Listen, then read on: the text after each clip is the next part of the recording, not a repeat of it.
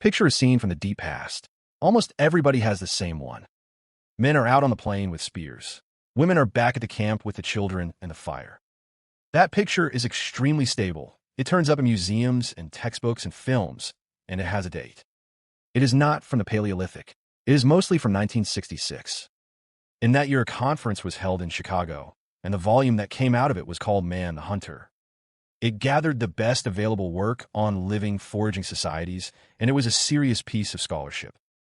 But the title did a great deal of the thinking for everybody afterwards, and the model hardened into a picture of the past that outlived the evidence behind it. Interestingly, people at that same conference were already pointing out that in most of the societies being described, most of the calories came from gathering.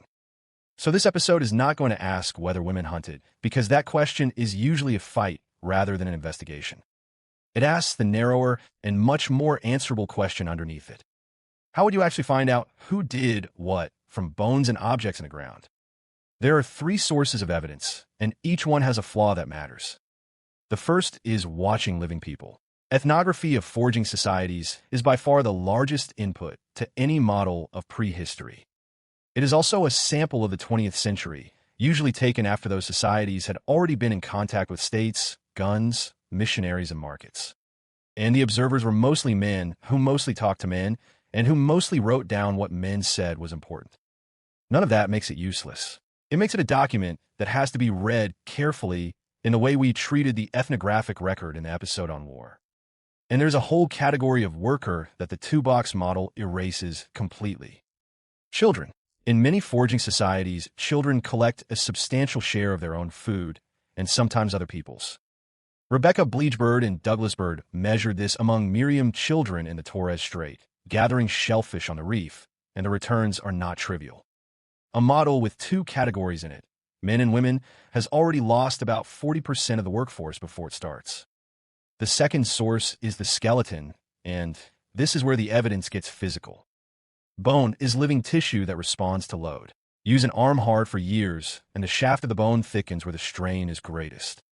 So you can take a cross-section of a limb bone and measure how it was being used in a way that has nothing to do with what anybody wrote down. In the episode on farming, we met the result that came out of this. Alice and Macintosh compared the arm bones of Neolithic women in Central Europe with modern athletes. Their upper arm strength exceeded that of modern competitive rowers, and by a long way. Whatever they were doing it for hours a day for years. Other marks are more specific. Kneeling for long periods leaves facets on the ankle and changes in the toes, and those show up in populations that ground grain by hand. And there are changes at the points where muscles attach to bone, which people would love to read as an occupation, and which are much less specific than that because they also track age and body size. The third source is what people were buried with, and it looks like the richest evidence of all. It is also the one that produced the biggest mistake in the subject. To see the problem, you need one technical fact about skeletons. Estimating biological sex from a skeleton is reliable when you have an intact pelvis, and much less reliable from fragments. And a very large proportion of excavated burials are fragmentary, or juvenile, or cremated, or simply poorly preserved. So for most of the history of archaeology, when the bones would not answer, excavators used the objects.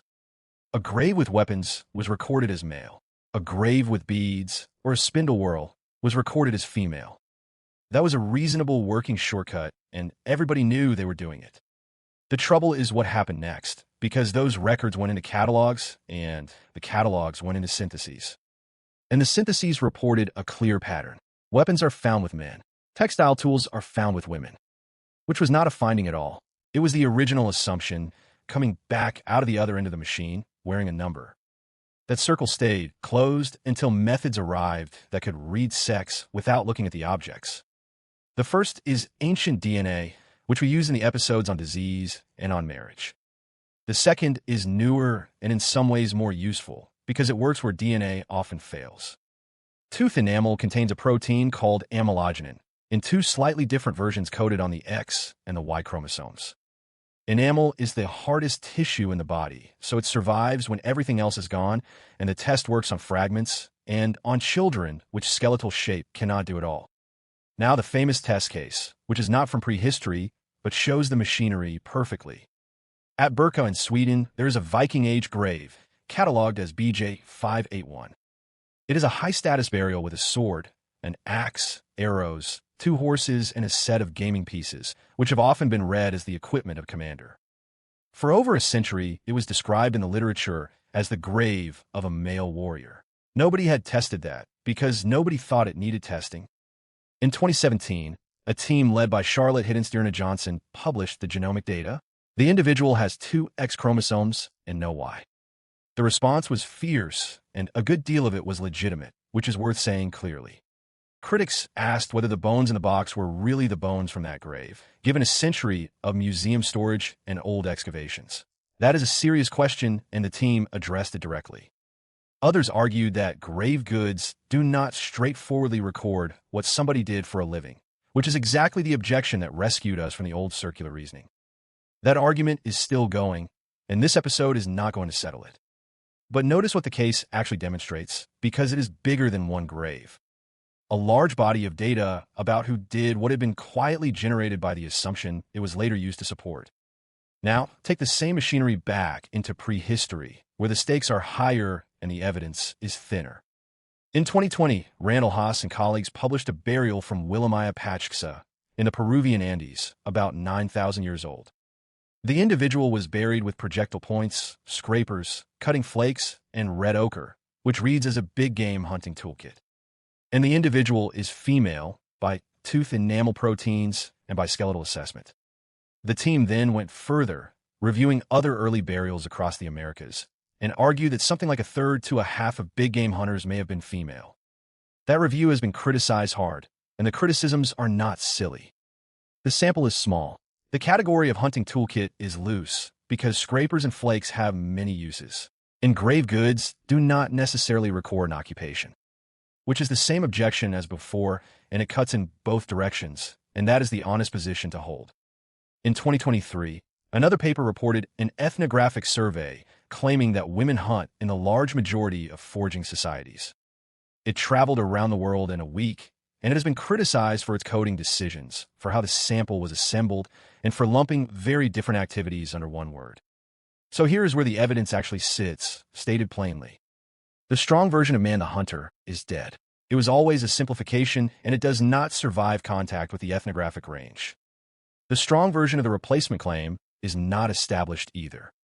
What is solid is that the division of labor was highly variable between societies, and that the variation is itself the finding. And there is a pattern in the variation which is better supported than any headline about who hunted. It tracks the kind of hunting rather than the fact of hunting. Driving small game into nets, trapping, and collecting shellfish are frequently done by everybody, including children, and we met the nets in the episode on hunting. Pursuing large, dangerous animals over long distances is more often male-skewed. Both of those are real, and they're different activities that share one English word. And there's a third category that gets forgotten in the argument entirely, even though it is probably the largest one. Processing. Almost nothing a forager acquires can be eaten or used in the state it arrives in. Nuts have to be cracked, roots pounded, grain ground, hide scraped and tanned, sinew stripped, cordage twisted, meat dried, tools resharpened, and clothes repaired. Measured in hours, that is usually a bigger block of the day than acquiring the food was. The debate is about who fetched things, and most of the working day was spent on what happened next. So what would produce a division like that without anybody sitting down and deciding it? The obvious candidate is strength, and it is a weak answer. The average difference is real, but the distributions overlap enormously, and most foraging work is endurance and skill rather than raw power. The constraint that actually does the work is one this series has already spent an episode on. A human infant cannot cling. It has to be carried constantly and fed every couple of hours, and it stays dependent for years. Carrying a child changes the arithmetic of walking. Kara Wall-Scheffler and others have measured the energetic cost of carrying loads in infants, and it is substantial. And it interacts badly with one specific kind of work. An unpredictable pursuit that may last all day and end anywhere is very hard to combine with a nursing infant. Gathering along a route, returning to a known camp, is not. So the pattern is not really men hunt and women gather. That framing puts the boundary in the wrong place. It is that tasks which are interruptible, predictable and close to cam go to whoever is currently carrying a child. Which explains the exceptions, and there are many. Women without infants, older women past childbearing, and societies where childcare is genuinely shared all show far more flexibility. And in the episode on babies, we saw that shared childcare is the human norm rather than an exception, which is exactly why the division is loose rather than fixed.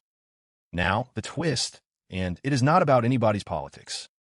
Ask why this argument is so hard to settle, and the answer turns out to be a property of the evidence itself. Think about what hunting leaves behind. Stone points, scrapers, butchered bone, all of it durable, all of it obvious, all of it still there. Now, think about what gathering leaves behind. A digging stick, a carrying bag, a basket of roots, a net. In the episode on containers, we established the rule. The record overreports the durable, and the entire soft half of the toolkit is missing. So the argument about who did what is being conducted almost entirely with the surviving half of the equipment. And the surviving half happens to be the half that has been coded as male since 1860. That is not a conspiracy, and it does not require anybody to be biased. It is a property of stone. The same thing happens with the processing work. A grinding stone survives, but the basket beside it does not, and neither does the wooden pestle. The debate was structurally tilted before anybody opened their mouth, because one side of the toolkit rots. So the honest summary is short. We can see that people specialized. We can see that the specialization varied a great deal. We cannot see most of the work. And the single strongest piece of physical evidence anywhere in this subject is not a spear, and it is not a grave. It is a set of arm bones from Neolithic Central Europe belonging to women stronger than a modern rowing champions. Something did that. It took hours a day for years across generations. It was almost certainly processing of some kind at a scale we have no real image of. And whatever it was, it left behind no tool that we have learned to recognize.